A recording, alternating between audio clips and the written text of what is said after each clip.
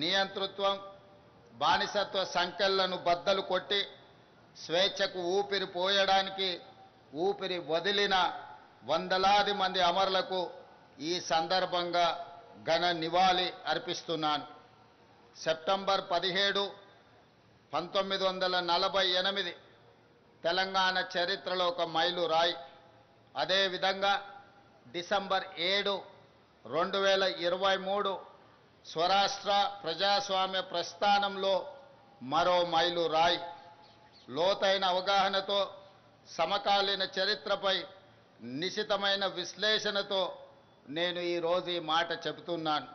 ఎన్నో ఆశలు, ఆకాంక్షలతో మొదలైన స్వరాష్ట్ర ప్రస్థానం తిరిగి మళ్ళీ నియంతృత్వ నిర్బంధంలోకి జారిపోయిన తీరు గత ప్రభుత్వంలో మనం చూసాం. నాటి సాయుధ పోరాట స్ఫూర్తితో నిన్నటి నియంతృత్వ పాలనను ఓడించి ప్రజాపాలనను తెచ్చుకున్నాం. అందుకే డిసెంబర్ 7, 2023 కూడా ఒక చారిత్రాత్మక సందర్భంగా భవిష్యత్ తరాలకు గుర్తుండిపోతుందని నేను భావిస్తున్నాను. 77 ఏళ్ల తెలంగాణ ప్రస్థానాన్ని, పోరాట చరిత్రను, ఇక్కడ ఉద్భవించిన ఉద్యమాల సరళిని సంపూర్ణంగా అకలింపు చేసుకొని, ప్రజల ఆకాంక్షలను అర్థం చేసుకొని మేము ఈరోజు పరిపాలన చేస్తున్నాం.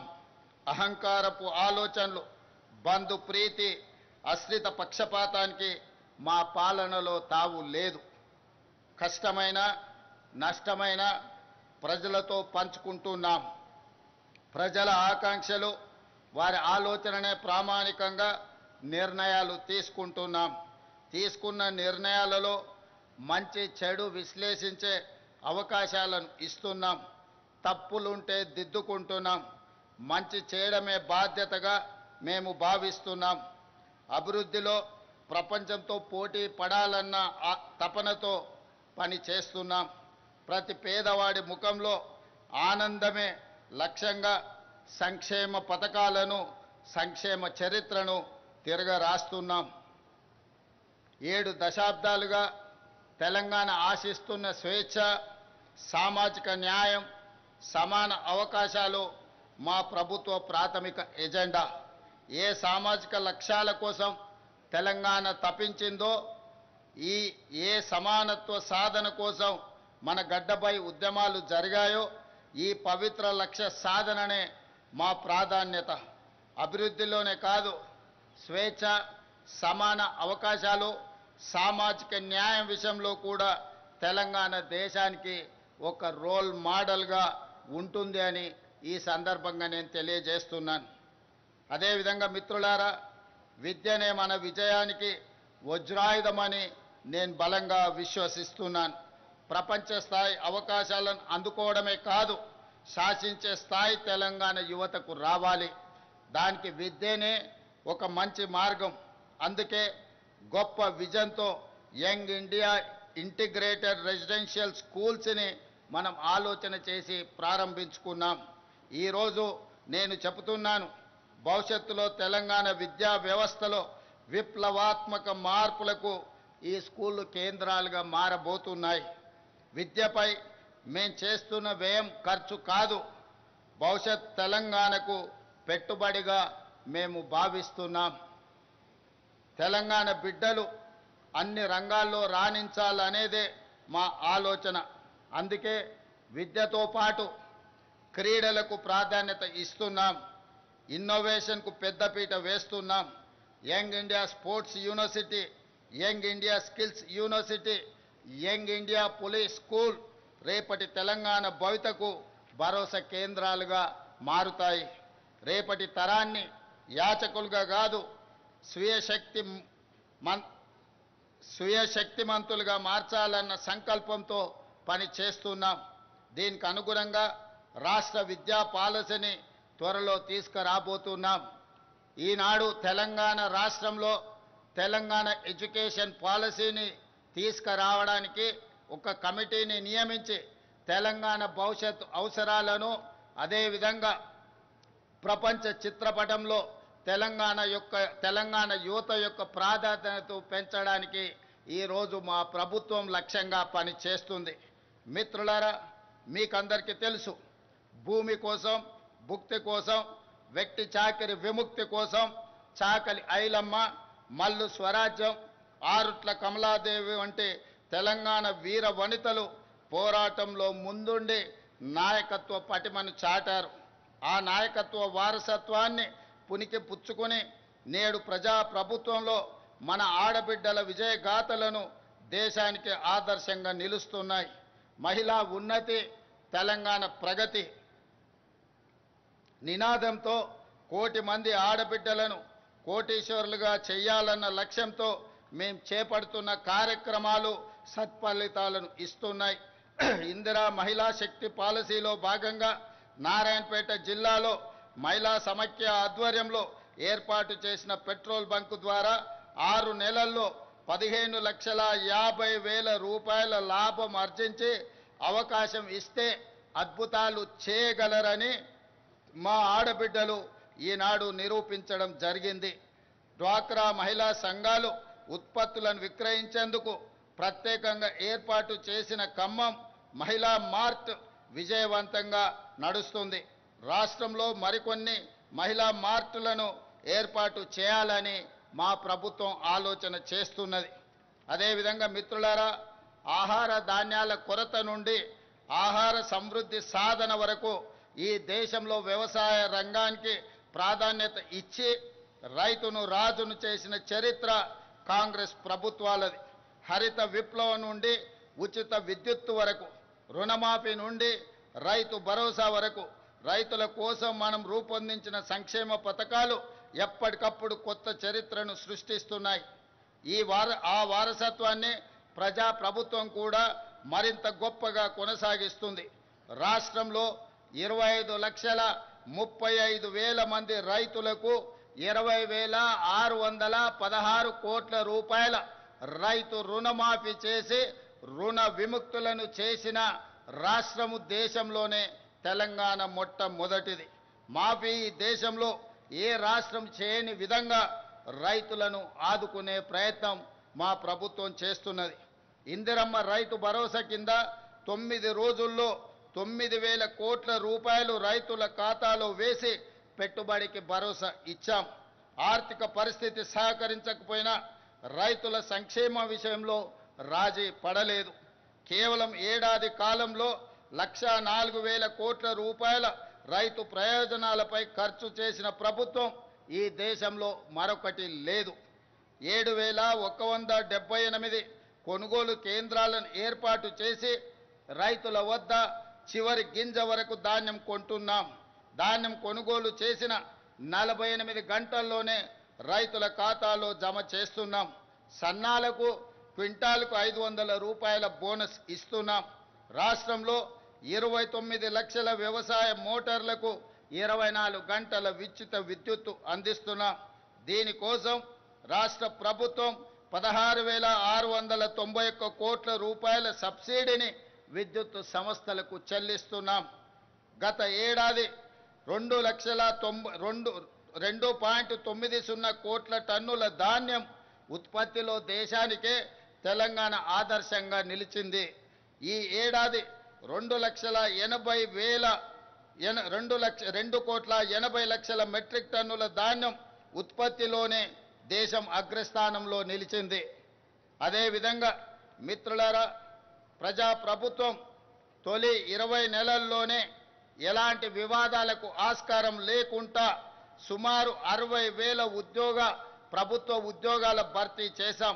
పోటీ పరీక్షల నిర్వహణలో అత్యంత పారదర్శకతతో వేగంగా ఫలితాలు వెల్లడించి నియామక పత్రాలు అందించాం.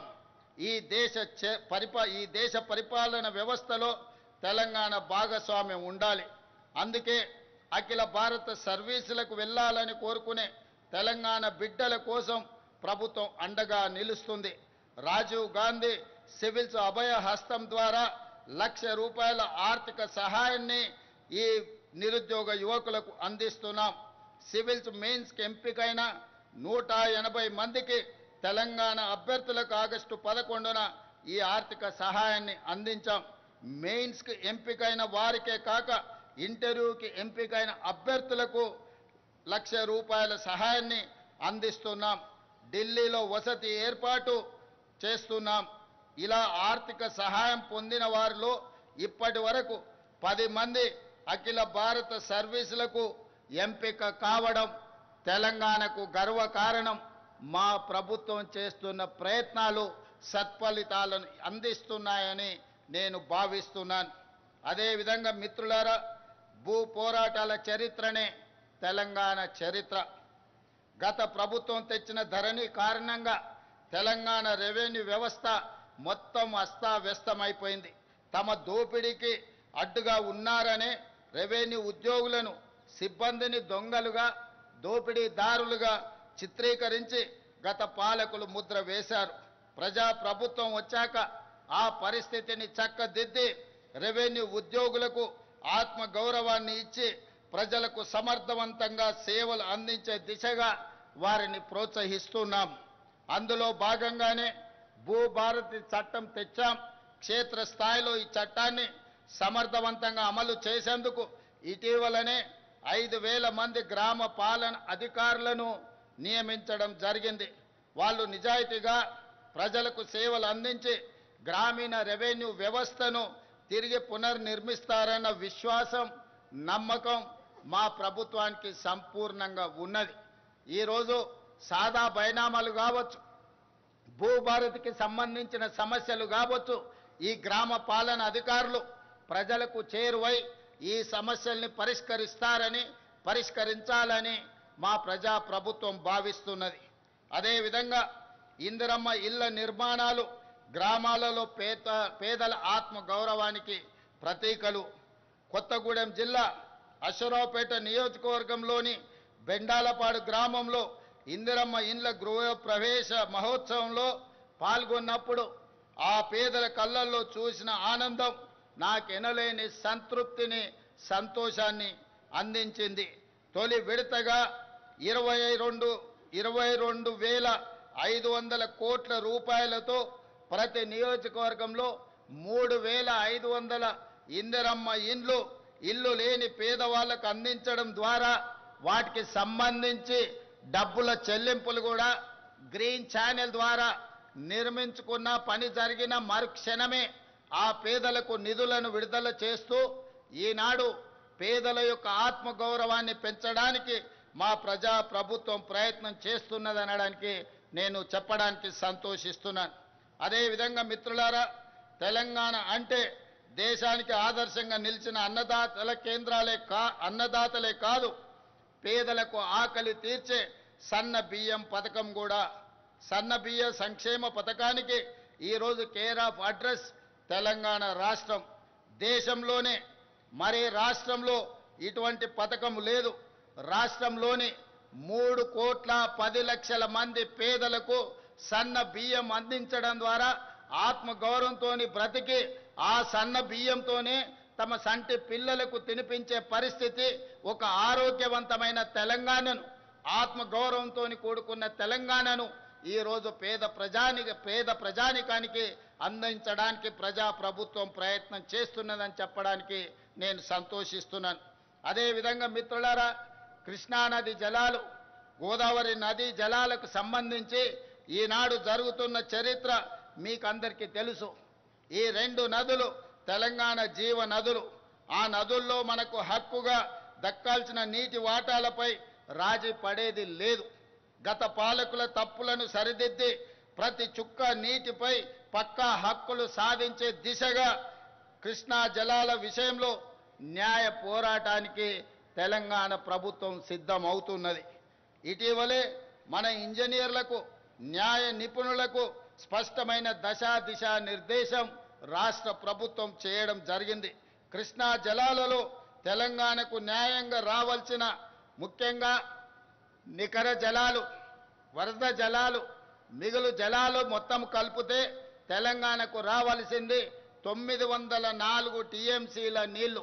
ఈ 904 టీఎంసీల నీళ్లను సాధించడానికి కృష్ణా ట్రిబ్యునల్ ముందు తెలంగాణ తరఫున పక్కాగా బలమైన వాదన వినిపించడానికి అవసరమైన సూచనలను, సలహాలను సాగునీటి పారుదల శాఖ మంత్రితో పాటు మేమే స్వయంగా సమీక్షించి వాళ్లకు సూచనలు చేయడం జరిగింది.